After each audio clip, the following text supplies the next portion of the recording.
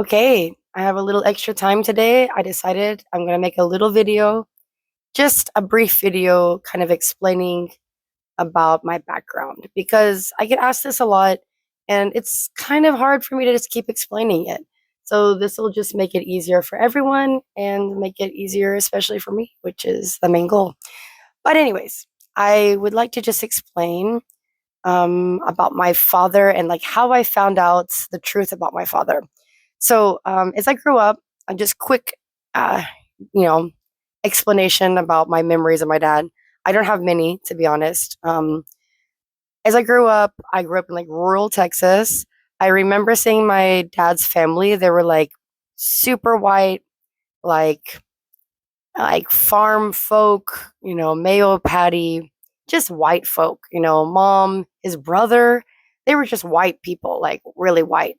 But even as a small kid, I would like look at my dad and I just knew he wasn't white. I'm like, what's going on here? This is weird.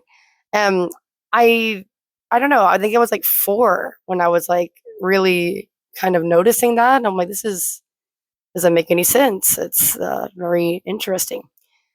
But I didn't see my dad a whole lot after that because unfortunately my mom and my dad divorced, which is a very common thing, of course. And yeah, I did, however, hear from my mom later that she had looked through some paperwork about my dad once when she stayed at his family's home. And she did find out some information that, like, he was indeed adopted, but nothing too, there wasn't like enough information to like actually explain from what country or anything about his background, nothing like that. So I just had that in the back of my head. I knew that he was adopted. I knew that indeed he was not white. And I also don't have a lot of pictures of my father. Um, that's kind of another story, but my mom's ex boyfriend burned a lot of pictures. But, anyways, so that's a long story. But yeah, I don't have a lot of photos of him, but the best way I can like explain the way he looks like without actually showing a photo of him, because I do want to keep my privacy as much as possible, is the actor Lou Diamond Phillips. I feel like young people wouldn't know who that is, but here, let me show. Okay, that's Lou Diamond Phillips. Um, Damn, I don't know. Like, I don't really have a lot of memories of my dad, but like, he does really look like the memory I have of my uh, So, anyways, now that you have somewhat of a mental image of what he looks like, I, I, later in life, I moved to Japan. Moved to Japan really young, so I've lived in Japan most of my life now. And I don't know, while I lived here, I just kind of like had this. Honestly, like there was really no logic based on this at all. Just like I had a lot of Southeast Asian friends growing up. And like they knew about this like dilemma that I had, like I don't know what I am kind of thing. And they're just like, yeah, you're either this or that. And so like, I was like accepted into a lot of communities that I didn't actually belong in, but I lived my best life. And while living here, I talked about this with some friends, and I really don't want to discredit my friend because I know that like they were just trying to help me out. But one of my friends actually like got me a DNA test. It's like a Japanese company DNA test, but like I feel like there was like no database on it, but besides Japanese people. But anyways, I I got my results back and it was like 50% mystery, and I'm like, okay, 50% East Asian, likely Japanese. And I'm like, that's weird and odd. And no, I'm not Japanese. Like, that doesn't make any sense at all. And I don't know. I just kind of like had this in the back of my mind. And it was, I still kind of had like this mystery for me. And it was a mystery until somewhat recently, I feel like, at least, like, in my lifespan. Um, I have a half brother. He was getting very sick. And before he passed away, he sent me some pictures and like boxes of stuff. He's like, "Oh, this is all your dad's stuff and like all this stuff that like his mom had in their old house."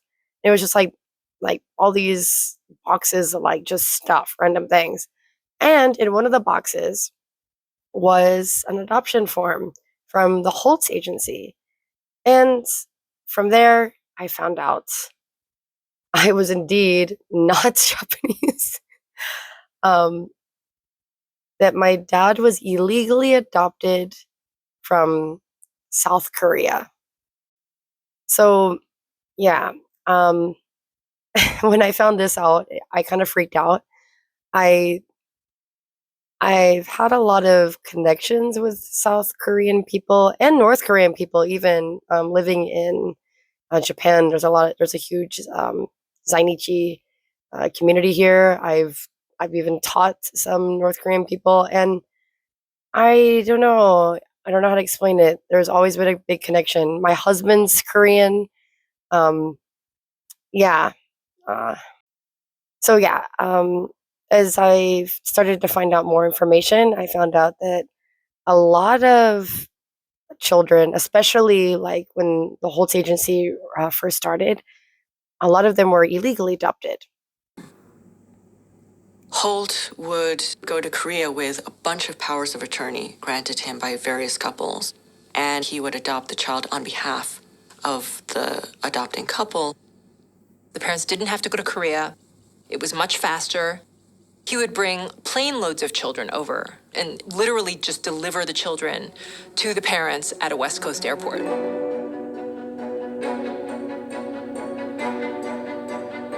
Many social workers at the time were deeply concerned. They said that these parents were adopting sight unseen, which meant that they had never met the children before, and that if the adoptions for some reason did not work out, the children would be at risk. On the other hand, Holt was saying, there are children who are dying. We need to get them out of the country into loving homes. As long as they're Christian and they seem to be upstanding, why wouldn't they deserve to have children?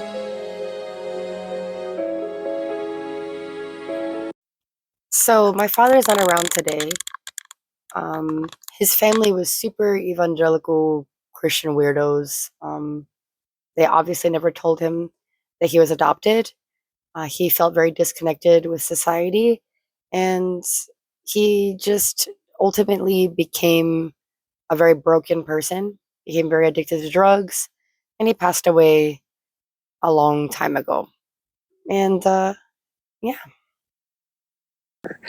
It's pretty common. Around 200,000 children have been sent abroad for adoption since the Korean War in the 1950s.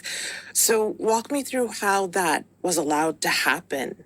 So South Korea became the biggest exporter of babies abroad because essentially the governments, decades of military dictatorships who were all supported and backed by the US government, they all supported this system of foreign adoption because they saw it as a way to tackle mainly three issues. So it was kind of like hitting three birds with one stone. And the first one was because South Korea was so poor and war torn and poverty stricken, they saw foreign adoption as a way to make money because private adoption agencies were running these adoptions and they were making a significant amount of money from these adoptions. So yeah, that's kind of why it's so difficult to explain my roots to people. Um, I did take it upon myself to learn more about Korean culture, society. I'm doing the best I can to learn about the language. And yeah. Oh, by the way, I did eventually get a more legit DNA test later on in life. And I did indeed find out that I am half Korean.